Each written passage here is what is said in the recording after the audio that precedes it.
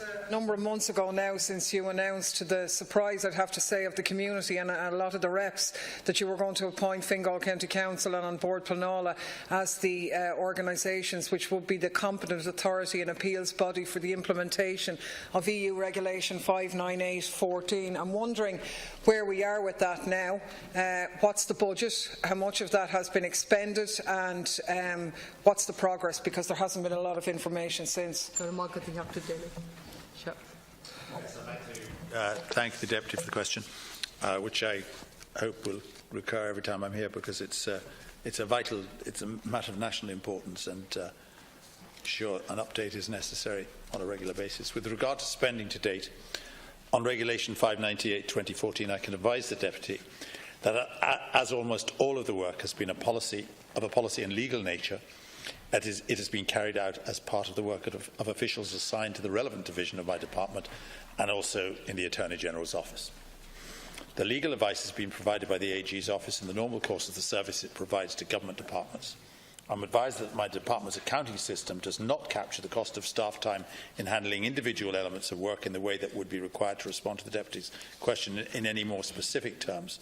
I'm also advised that my department has not incurred any other costs associated with the regulation. I understand that the DAA may have incurred some costs in the context of exploring its role in implementing the noise regulation when that was an option being pursued. However, the company has not raised the matter of costs incurred with me or with my department. As regards Fingal County Council, and as I have stated previously, it will of course be provided with necessary resources to carry out this additional function. Council officials have been told this directly, and it will be reinforced in the draft legislation. As far as I am aware, Fingal County Council has not incurred any expense to date in relation to its role as a designated competent authority. Therefore, no funding has been provided to the Council in relation to this role so far. That is something that can be reviewed and will be reviewed as matters develop during the course of the year. No other organisation has received funding, nor do I envisage a circumstance in which any such matter may arise during the year. I think the Deputy is asking the question whether any costs have been paid or will be paid to the Council. And in a very short response, I think I'd say that at the moment no costs have been incurred, but they should be reassured.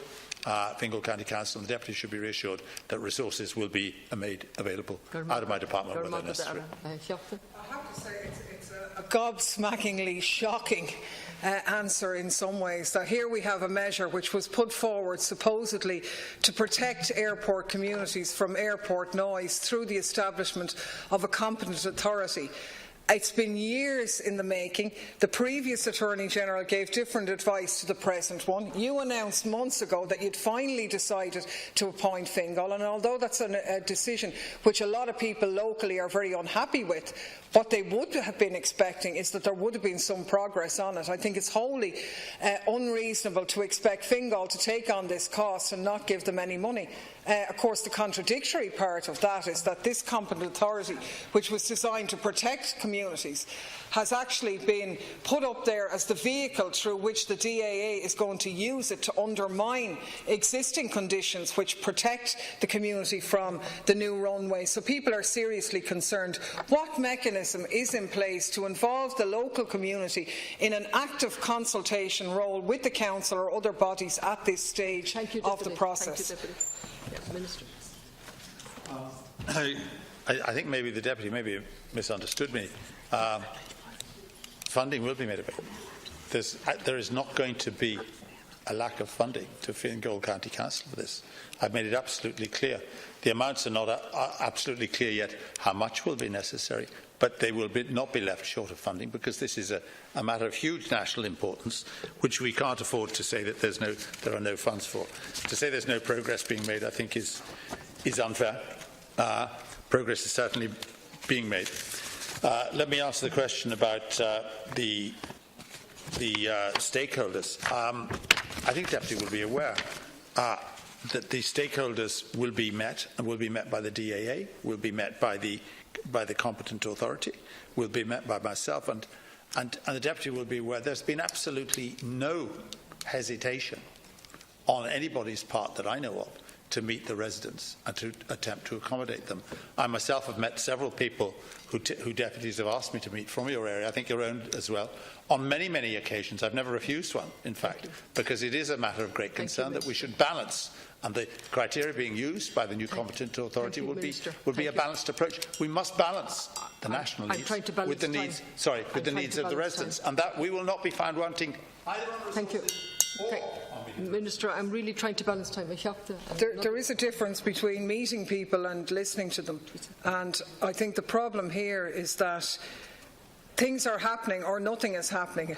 It's really hard to get a straightforward answer, because you appointed Fingal County Council. I don't agree with that. A load of other deputies don't agree with it. A lot of people in the community don't agree with it. So in that sense, I'm very happy that they haven't been given any money to advance this project, because I don't think they ever should be given any money. I don't think they're a suitable vehicle for a competent authority. However, we have this EU directive which we need to bring in, and while there's a lot of talk, and I agree with you, and fair play to you, did meet, say, the Traveller Group, and you did listen, and there's a good resolution for their situation out there, but the bigger picture is unravelling now, or unfolding, and people aren't being consulted in that their input isn't there from the start. Maybe you could enlighten us as to when the legislation is going to be before us, because what you appear to be saying is that you have the idea that it will be Fingal, they haven't got a budget for it, it's not been advanced, so really things are as up in the air as they were. Everyone sits around and talks about it, but nothing actually progresses. Deputy Troy, very briefly. I have a question similar to this later on, but Minister, you said that no funding was expended in relation to this to date, but my understanding is that your department got independent legal advice from outside the Attorney General's office, and that led to the decision that was taken. So who paid for that? Thank you, Deputy. No funding has been used since the decision has been made. If there's misunderstanding there, I'm sorry. No funding has been expended since the decision was being made. There were all sorts of. I'm sure there was all sorts of funding used in terms of before with the IAA and when the choice was being made. I think, Deputy Daly, you're being somewhat unfair to say that maybe a decision has been made and say it's all very vague. A decision has been made.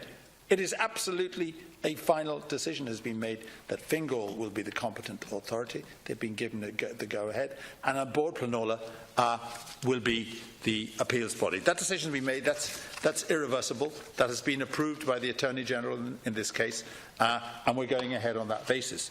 You ask why Fingal? Well, it already has responsibilities under the EU Environmental Noise Directive, which encapsulates responsibilities relating to noise caused by conurbations and major transport infrastructures, including roads, railways and airports.